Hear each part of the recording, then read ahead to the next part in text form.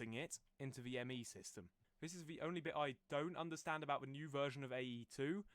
Basically, in the old days, you just hook this up to there and hook that bucket back in there, and that would work. If you do that now, it'll complain about not having enough channels, so you have to pull it directly from the output into the controller. Into the controller, nowhere else works. If anyone knows how to do this more conveniently, please leave a comment. I will then pin that so that other people can find it. So now we will just go here, request a stone, start. You will note the furnace lights up, and the stone gets sucked out and into the storage. So there you have it. That is the simplest form of auto crafting in Applied Energistics 2 1.18. I hope this video helped you. If it did, do consider liking the video. Don't bother subscribing. I don't actually do Minecraft videos usually, but I'd still appreciate it. Other than that, have a nice day. Any questions, I'll try to answer in the comments down below.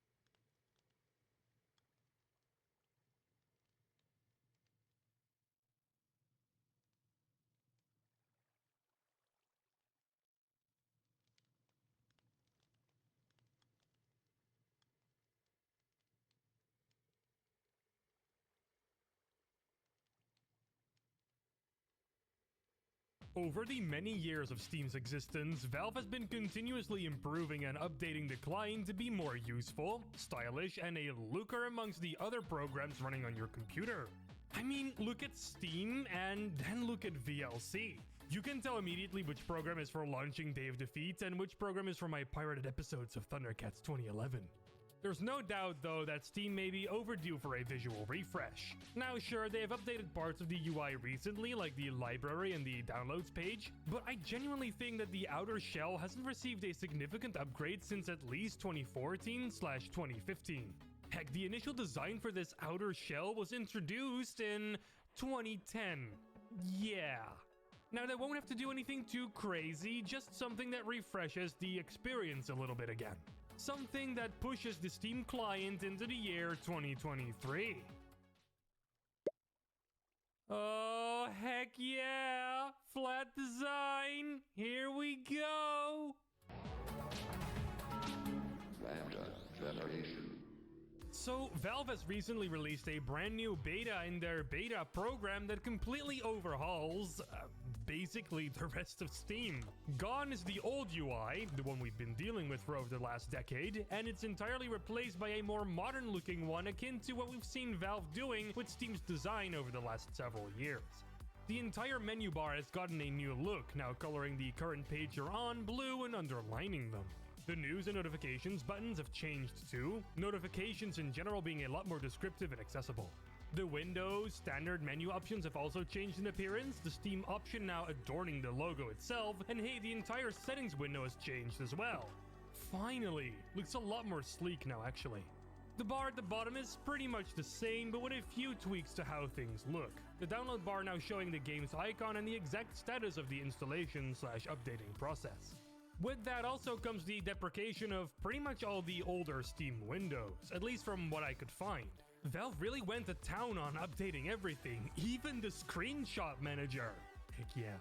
And unfortunately, this update also comes with the deprecation of another Steam feature that was actually quite beloved, Steam Skins. Yep, as far as I can tell from looking in the new settings window, Steam Skins are no more. This is what you're gonna have to deal with from now on, and you got pretty much no other option. It would be cool for Valve to maybe introduce skins or color options in the future for in the point shop or something. Game developers could design their own Steam skins and sell that on the point shop, just like what they do for stickers, profile backgrounds, and more. I got like almost 119,000 points just sitting there, so come on, give it to me. Now, the Steam client itself isn't the only thing that got updated. I think you could argue that the largest update was actually done to the Steam in-game overlay. It has gotten a massive upgrade that doesn't just add a new sleek look, but also a whole lot more functionality.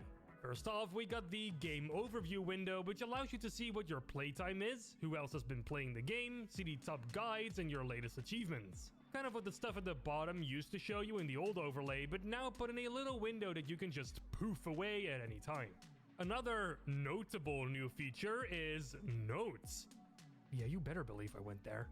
You can now write your own notes for the game you're currently playing. Got a code you need to remember, coordinates you want to jot down, a checklist you want to keep an eye on? You can throw it all in this Notes app. You can have multiple pages, add headings and other style options, and you can even pin a note to your game and adjust the transparency so it will always stay visible even if you close the overlay. Do note that the notes you make for one game will stay with that game. They won't carry over to another one, so don't write down your grocery list. You might have a hard time finding it again.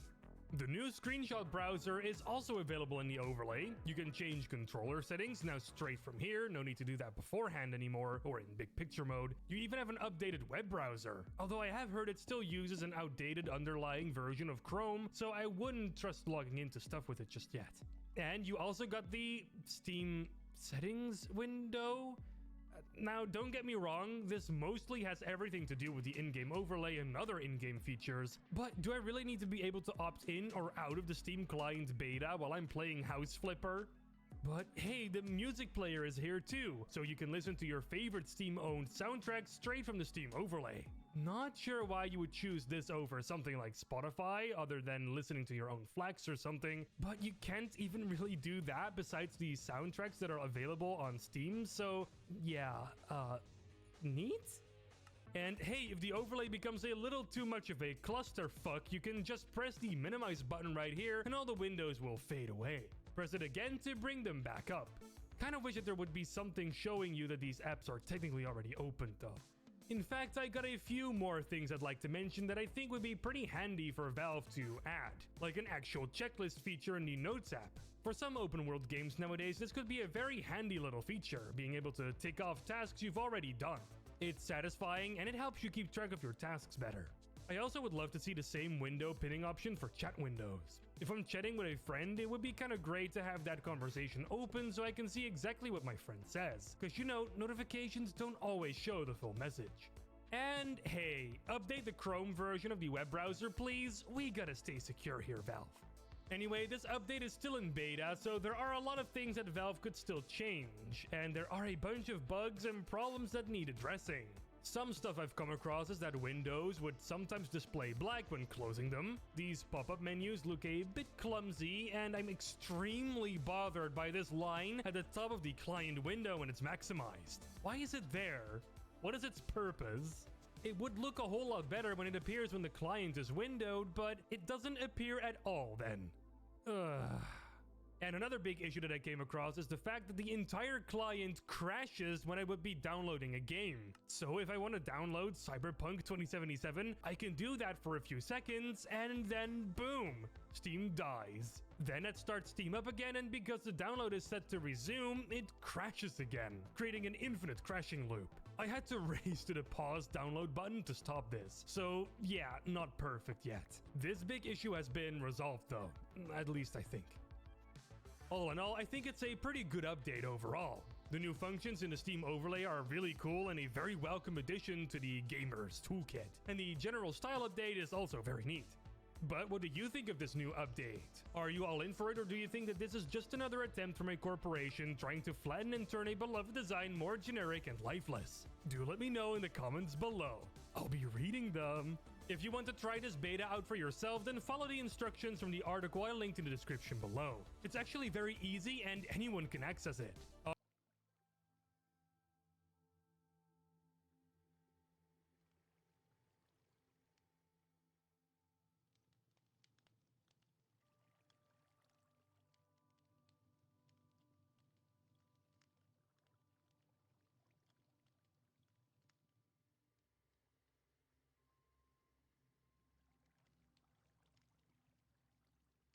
So let's turn our attentions to the Tomb Worlds once more, and in the current edition of Warhammer 40k, which units are the strongest in the army.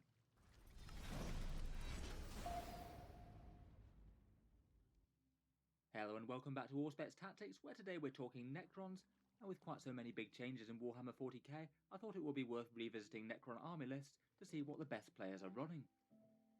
Necrons in 40k have been doing well enough since this Arcs of Omen season came out. It's kind of been an interesting time for Necron army lists. Objective rules were drastically reined in, with worse secondary objectives, plus that combo of the objective secured pre-game move dynasty is gone. But Games Workshop gave out quite a lot of buffs as well as took stuff away. Lots of their data sheets went down in points, sometimes quite drastically, and although they had a bit of a blip where the Silent King didn't really work with a lot of dynasties in the Arcs of Omen detachment, they have now fixed that, so he's back on the table in full force. In terms of overall army strength, they're doing kind of alright. 48 to 49% win percentage, a fair few high placing lists in big tournaments, and 2 grand tournaments won so far in Arcs of Omen. Generally good news for the army. In this video though, I thought we'd talk about what's hot for the Necrons right now, and do a top 10 of some of the strongest units in the Necron Codex, things that you're more likely to see in army lists created by the best players around. With that in mind, I thought we'd apply just a little bit of data to this. I looked at 18 high performing Necron army lists, things on best coast pairings that either went 4 or 1 or better at a grand tournament, or 3-0 at smaller tournaments. It shows which units are commonly appearing in army lists, at least in the lists that are doing well, and I feel like it's quite a good rough and ready metric for which units are best in the army. Obviously the best units are going to vary a bit depending on your dynasty and your playstyle, but I think it's still quite a helpful way to look at things. So let's talk through the best units in Codex Necrons right now, and what makes them strong. First up, a fair few units that did get selected a fair few times but didn't actually make it into the top 10. I'd rate all of these units as pretty usable, but maybe not the most commonly selected things due to competition from other choices. These things were all selected at least 3 or more times out of those 18 good lists that I looked at. In the 3-unit selection, we've got the Doomsday Arc, fairly reliable and cheap firepower. They did go down in points cost and seems to be far better than the Doomstalker at the moment, which wasn't played at all in any of them. There's both the Lich Guard and the newly cheaper Triarch Praetorians here, both of which I think are solid enough, but maybe aren't manning the battle line compared with Destroyers quite so much. There were 3 Night Sides on the board, which I think largely due to the aircraft changes are almost entirely there for that prismatic dimensional breach. Deep strike them turn 2, and then use the stratagem to jump out a unit right next to the enemy for a near guaranteed charge. It is quite a power play. A trio of HQs, including Amrikir the Traveller, who is a rather good overlord with the +1 to hit, the Locust Lord, and the Necron Lord. I guess the Locust Lord's rerolls are quite nice with things like Locust and Scorpec Destroyers, perhaps not too hard to see why he's there. The Necron Lord could get you a cheap Resurrection Orb if needed, and also some easy rerolls. Immortals seem to be a bit out of vogue compared with the new cheaper warriors, still present occasionally, and more often to be selected in armies that don't get army-wide objectives secured like Nihilak. Ghost Arcs are a bit of a maybe choice for warriors, some lists run them, many don't, and a couple of cheap Cryptothralls are fairly popular alongside a Cryptek, either just a derp cheap unit to do actions and things on objectives, or can provide a little bit of melee damage if you are moving your Cryptek up alongside the army. Otherwise, for higher selections out of the top 10, on 4 selections we've got the Monolith, which again got a big points drop, and it's quite popular with the Death Rays. Race has fast moving and tough units, though perhaps a bit outcompeted by the other fast attack at the moment, and the Catacomb Command Barge, which seems to be the way that you'd want to field a generic Overlord at the moment, though again it doesn't seem to be particularly mandatory in Arcs of Omen. Finally, only 5 lists chose to run a Catan of some sort. The Transcendent was the most popular with 3 selections, but also the Deceiver, Nightbringer, and Void Dragon were all used exactly once. Kind of depends on exactly what extra things you want to add to the army, I guess. Canoptek Spiders tend to be popular in armies that have a fair few Scarabs, often just taking 1 or 2 of them, maybe with some Particle Casters, and perhaps a Gloom Prism for some Psychic Denial. Getting into the top 10, and first up we start out with 4 different units that were actually tied for 9th place, so I guess this is technically a top 12 actually. In 7 army lists we have the Necron Warriors, much improved in Arcs of Omen. They dropped down from 13 points to 11, and it managed to keep them as a solid durable battle line for the army. Prior to the change I did think they were a bit underwhelming for their cost. They're reasonably tough with their toughness 4, 4+ save, and the boosted reanimation rules, and they are quite a good target for things like Resurrection Orbs, or all manner of different buffs like the Veil of Darkness. Typically I want to equip the phalanxes with a close range Gauss Reaper, 2 shots at 12 inches with a strength 5 and AP -2. It does outdamage the Gauss Flare by quite a bit against just so many targets, and some lists chose to run either 10 or 20 warrior blocks. The 20 blocks tended to be the ones supported by things like Resurrection Orbs, Chronomancers, and Overlords perhaps. A couple of the 10 strong blocks made use of Ghost Arcs to get them into the midfield. Nice to see that they're not irrelevant, even though troops aren't mandatory in Arcs of Omen and Necrons get OBSEC everywhere. They definitely got a much needed points drop, and I feel like they wouldn't have been taken much if they hadn't. Also tied for 9th is perhaps a slightly surprise entry as the Hexmark Destroyer. It does seem that these guys are genuinely somewhat popular now. Lots of top lists are using them, and using them well. I don't think I saw any list that ran more than 1 of these. But basically what you get is a 65-point model that can deep strike and then blaze away at the enemy with those disintegrator pistols, a flurry of shots that hit on 2s re-rolling 1s, hitting at strength 6 and AP -1, and each time you slay a model you get an extra shot, so more chance for more damage. I feel like perhaps the resurgence might be partly due to Armour of Contempt going away. It did make that AP -1 just very sad against a good cluster of armies out there. Plus the increased use of Strategic Reserve might be a bit helpful for them. They do have that intercept rule where they can just jump in and blaze away at a squad that just came out of reserve. They're definitely still going to be stronger against certain armies than others. Things like Orcs, Harlequins, or other Eldar really aren't going to want to see these on the board. They'll quite happily demolish a fairly expensive infantry unit, no questions asked, and might be kind of hard to counter-attack due to character protection. Could be interesting enough for secondary objectives like behind enemy lines if you needed them as well. It doesn't hurt for that. Otherwise they could also be interesting with the Gauntlet of the Conflagrator. A fair few lists chose to run that. That's the anti-horde one, where you might get an extra mortal wound or 2 each time you fire. Particularly good against any units with say 20 models in them. Cool to see these guys genuinely being used competitively. They are a very cool model in my opinion. Also tied on 9th place we have the Creepy Flayed ones, basically 10 point per model melee warriors, without the troops or innate obsec, though admittedly they will be gaining that back if you take in the popular Nihilak dynasty. They don't get the boosted reanimation that the standard warriors do, but they are a little bit cheaper at 10 points. In combat, they'll flense you away with their flare claws, strength user AP -1 and damage 1. 3 attacks with that, and they get exploding 6s against infantry, which is pretty nice. They're also super strong in Novok, where you get a bit more AP, and again I feel like they're a unit that's really profited from Armour of Contempt going away, as that AP -1 is more consistently usable now. I feel like Flayed Ones are an interesting enough unit that you can either run them as small squads or go quite big on them if you want. Small units of 5 can just be annoying and disruptive, particularly with their objective secured jumping down in the opponent's deployment zone, but I did see at least one list that went absolutely crazy on them.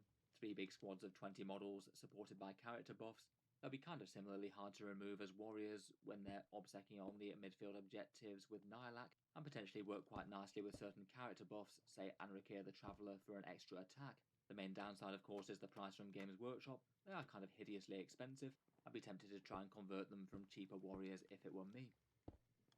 Lastly, with our units with 7 selections and tied on 9th, we have the Ophidian Destroyers. Again, perhaps a unit that's been a little bit on the weaker side more or less since it came out, but in Arcs of Omen, again, they do seem to have got a bit more of a lease of life. I feel like these guys might be seeing a touch more play as Space Marines are back in force. A whole flurry of AP -3 damage 2 attacks is pretty awesome if you're fighting any sort of standard power armor. These guys have a fair few similarities with Scorpet Destroyers. They move a little bit faster and aren't quite as tough to kill, but they do have some very nice supporting rules. Innate Deep Strike and the ability to go back into it with their tunneling stratagem, plus whip coil bodies for a -1 to hit in combat. Canoptek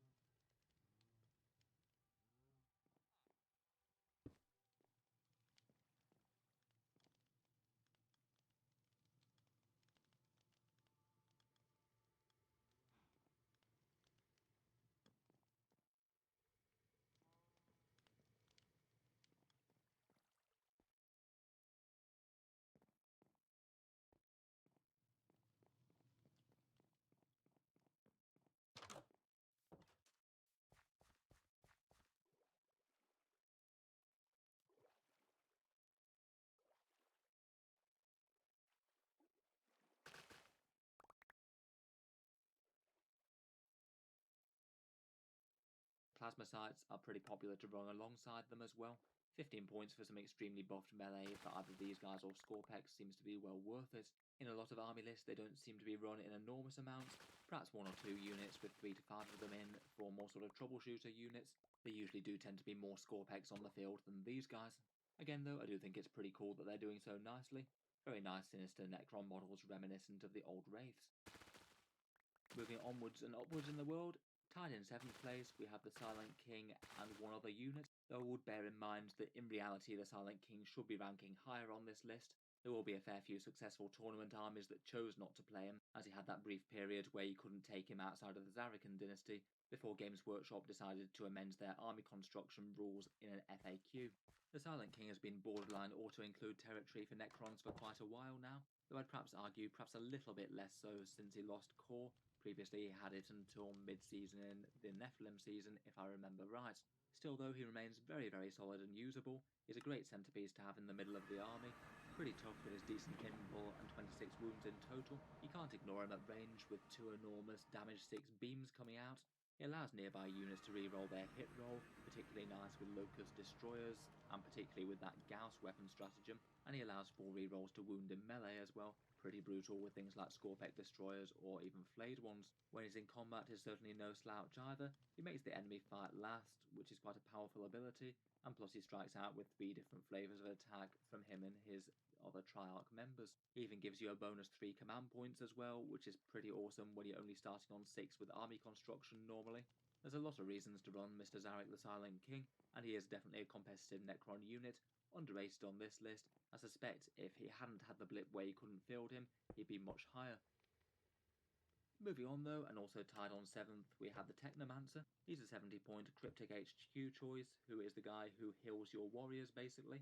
Typically he seems to be most commonly fielded with that Canoptech Cloak, giving him a bit more movement to get where he needs to go. And the best thing about him is either healing 1 core model or D3 warriors each turn. If you do lose any big expensive destroyers or things, then you're going to very quickly make back any value that you paid for him just in dangerous models returned to the board. If your opponent leaves squads half killed, you could be setting up a 30-point Scorpec Destroyer right on the front lines, and potentially even at the front of the units to help make their charge shorter and allow them to reach their intended foe. It's pretty awesome with just Locust Destroyers and things as well. Restoring a Locust Heavy Destroyer is 50 points returned to the board, and that's some serious value when it only costed 70 points to begin with. The Cloak also gives you added value, regenerating a few wounds as well. You can give him Cryptek Arcana and Warlord traits and things, which is always handy. And there is the option of the Canoptech Control Node as well, which some lists do make use of. There were a couple that made some good use of Spider's shooting with a whole bunch of particle shots. Overall, I just think he brings a lot of value for his 70-odd points. In 6th place, we have the Locust Heavy Destroyers. These guys are 50 points per model and are often fielded with their big scary anti-tank shot. The Gauss Destructors pack a single heavy one-shot at strength 10, AP -4 and damage 3d3. Not really a profile that just about anything in the game can ignore, unless it's light infantry that don't really care about losing a model. Their defensive profile certainly isn't spectacular for the points. They can generally hover at a fairly decent distance, and maybe outrange at least a few enemy threats. They might be handy for a unit that's helpful to stick close to the Silent King for some hit rerolls, while slogging out some really big anti-tank.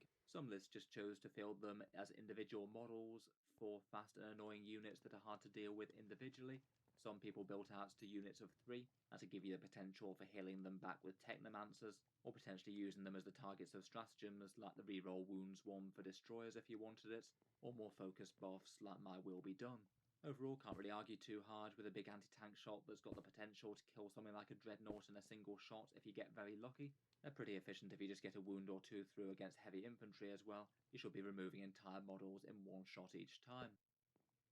In 5th place, we have perhaps one of the most improved units for the Necrons in Arcs of Omen. The Tomb Blades were taken in 11 of the 18 lists, so we're getting into over half of the list taking these now. Despite some decent competition in the flash attack slot, they are very popular. 18 points per model now, down from 20, and these Necron jet bikes are just all round solid. Fast moving with a big 14 inches and can advance for more. Pretty tough to kill with toughness 5, 2 wounds and an innate -1 to hit. Very helpful. And for the points cost, just their base particle beamer seems like a very nice deal to me. 6 shots at strength 5, AP 0 and damage 1. Definitely going to be a lot less useful against heavily armoured targets, but these guys will smash light infantry pretty efficiently. For the majority of units that I saw, they tended to typically be taken in pretty small units, usually 3s or 5s to zoom out to midfield objectives. Pretty handy to have these units winging around with objectives secured. They can just reach targets a long way away and potentially punish enemy infantry units trying to take them. Again, a couple of armies did build out as well. You could definitely give some big buffs to them, like my Will Be Done. I guess perhaps their biggest weakness is getting locked in close combats, which wouldn't be good for their damage output. A couple of people I saw use Shadow Looms or Shield Veins as well to get a 5+ invul or 3+ armor save. A Shadow Loom or 2 in the unit seems kind of usable. If you do get shot by high AP stuff, you might well save a bike or 2. I guess they'd be pretty solid in Method as well with extra AP up close. And they've got a 1 command point stratagem for fractal targeting to allow you to advance and still shoot without penalty, which is kind of fun. Moving onwards, and 4th on the list of most commonly played Necron units are Locust Destroyers. Some of the last of the old school Necrons with the Gauss Green rods. They started out kind of weak and overcosted in Codex Necrons, but having had their points cut and getting core, they really turned into one of the stars of the Codex, with shooting that's effective against most things. The standard destroyers cost 40 points, have toughness 5 and 3 wounds, which is kind of okay toughness for a 5-power unit. They blaze away with their Gauss cannons, 3 shots at 24 inches, strength 6, AP 3, and damage D3. I'd say it's a profile that's usually going to be okay against most things. It's particularly nice against Space Marines and heavy